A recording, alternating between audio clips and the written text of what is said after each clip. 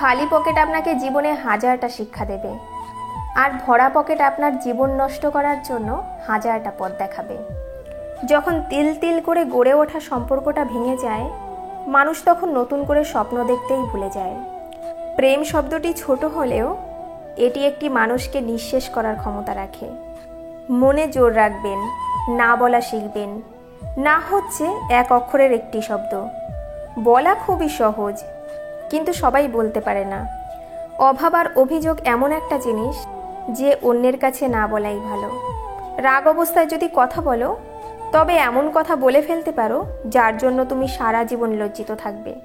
হাসির পেছনে কান্না, রাগের পেছনে ভালোবাসা, আর চুপ থাকার পেছনের কারণ খুবই কম মানুষই জানে। মানুষ তাদের কান বন্ধ করার আগে তুমি নিজের মুখ বন্ধ করো, আর মানুষ তাদের মুখ খোলার আগে নিজের কান খোলো। তবেই তুমি সফল মানুষ হবে। বুদ্ধির সীমা আছে, কিন্তু বোকামির কোনো সীমা নেই। মানুষ কখনো মানুষকে ভয় পায় না। মানুষ ভয় পায় মানুষের মধ্যে লুকিয়ে থাকা ভয়ঙ্কর চরিত্রকে। ভালোবাসা কখনো ভেবে চিনতে হয় না। ভালোবাসা তো মনের অজান্তেই হঠাৎ করেই হয়ে যায়। কিছু মানুষ এতটাই প্রতারিত হয় যে নতুন করে কাউকে ভালোবাসতেই ভয় পায়। তিনটি জিনিসে পতন হয়: অহংকার, মিথ্যা ও হিংসা। কথা বলার জন্য সময়ের প্রয়োজন হয় না, প্রয়োজন হয় ইচ্ছার। ভালোবাসার জন্য যোগ্যতা, রূপ কিছুই লাগে না, শুধু দরকার সুন্দর দুটি হৃদয়ের। এখন মানুষ অভাবে মরে না, মনের আঘাতে মরে বেশি। অল্পতে কেঁদে ফেলা মানুষের মন খুব সরল হয়, আর এই সরল মনের মানুষগুলোই জীবনে বেশি কষ্ট পায়। যার কাছে সম্পর্কের গুরুত্ব বেশি, সে কখনো রাগ করে থাকতে পারে না। ভালোবাসা কখনো রাগের কারণে শেষ হয় না। ভালোবাসা শেষ হয় অবহেলা আর অসম্মানের জন্য। মানুষ যখন কারোর প্রশংসা করে, তখন খুব কম লোকই তা বিশ্বাস করে, কিন্তু যখন কারো বদনাম করা হয়, তখন প্রায় সবাই তা বিশ্বাস করে নেয়। এক লোক গোলাপকে প্রশ্ন করল, তুমি এত সুন্দর কেন? গোলাপ উত্তর দিল, এটা আমার গৌরব। লোকটি বলল, তাহলে তোমার গায়ে কাটা কেন? গোলাপ বলল, এটা আমার অহংকার। তাহলে তুমি এত তাড়াতাড়ি ঝরে যাও কেন? গোলাপ দুঃখ ভরা মন নিয়ে বলল, কারণ অহংকার পতনের মূল। রিলেশনশিপকে কখনো সিরিয়াসলি নেবেন না, হালকা করে ছেড়ে দিন, নিজের মতো চলুক। কোনো কিছুকে বেশি গুরুত্ব দিলেই খুব তাড়াতাড়ি সেটা শেষ হয়ে যায়। বেশি কেয়ারিং হতে যাবেন, বেশি গুরুত্ব বোঝাতে যাবেন তো নিজেই কষ্ট পাবেন। যে গাছটিকে বেশি যত্ন করবেন, দেখবেন সেই গাছটি তাড়াতাড়ি মারা যায়।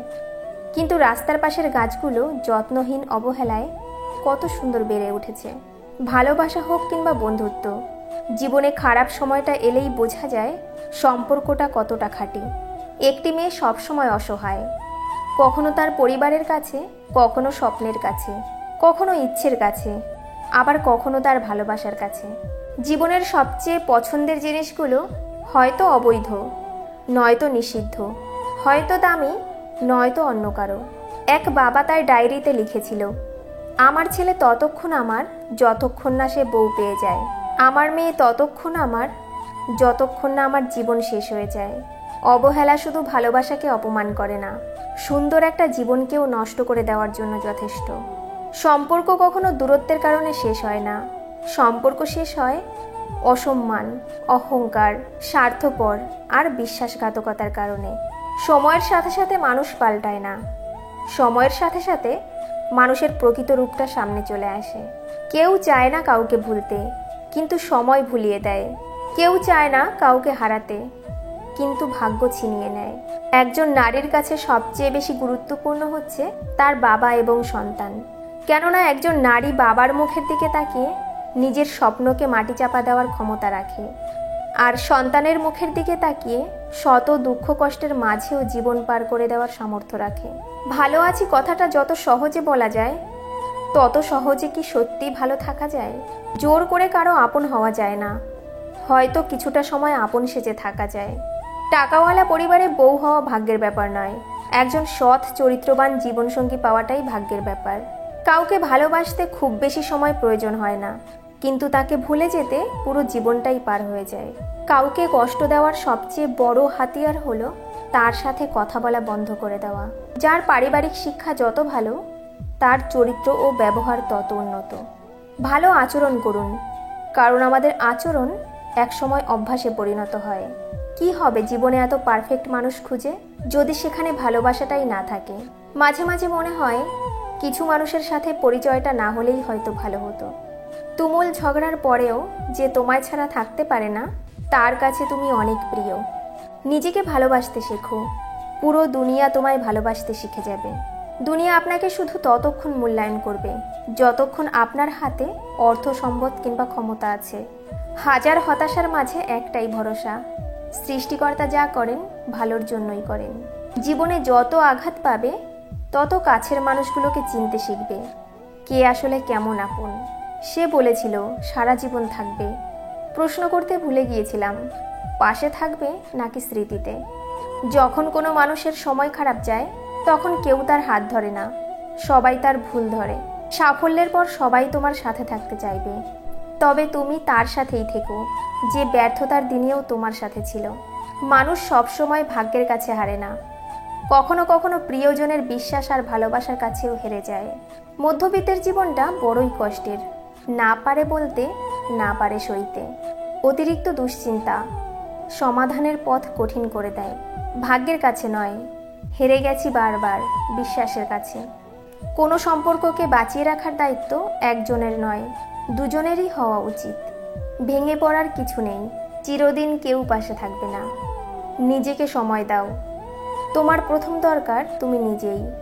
যে ঘটনায় আপনি চরম হতাশায় ভোগেন, নিজেকে অযোগ্য ভাবতে শুরু করেন, ইতিহাস খুঁজে দেখুন ঠিক একই ঘটনায় কেউ কেউ সুখে আছেন। বাবাহারা পরিবারগুলোই একমাত্র জানে পৃথিবীতে তার কে আপন আর কে পর। যে তোমার মূল্য বোঝে না, তার জন্য কখনো নিজেকে বদলে ফেলো না। ফ্যামিলির চাপে বা ফ্যামিলির দোহাই দিয়ে যারা সম্পর্ক শেষ করে দেয়, তারা আর যাই হোক কখনো ভালোবাসতো না। বর্তমান সময়ে সবচেয়ে কঠিন কাজ হলো মানুষকে চিনতে পারা, কারণ কে সত্যি বলছে আর কে অভিনয় করছে সেটা বোঝা খুবই কঠিন। এক ফোঁটা চোখের জল ঝরার চেয়ে এক ফোঁটা রক্ত ঝরা অনেক ভালো, কারণ এক ফোঁটা রক্ত বের হতে হালকা ব্যথা লাগে, আর এক ফোঁটা চোখের জল পুরো হৃদয় চিরে বের হয়। আমি দুর্বল নই, কেবল ক্লান্ত হয়ে গেছি সবার মিথ্যা ভালোবাসার অভিনয় দেখতে দেখতে। জীবনে দুটো জিনিস করতে শেখো, চুপ থাকতে শেখো আর ক্ষমা করতে শেখো, কারণ চুপ থাকার থেকে বড় কোনো জবাব নেই, আর ক্ষমা করার থেকে বড় কোনো শান্তি নেই।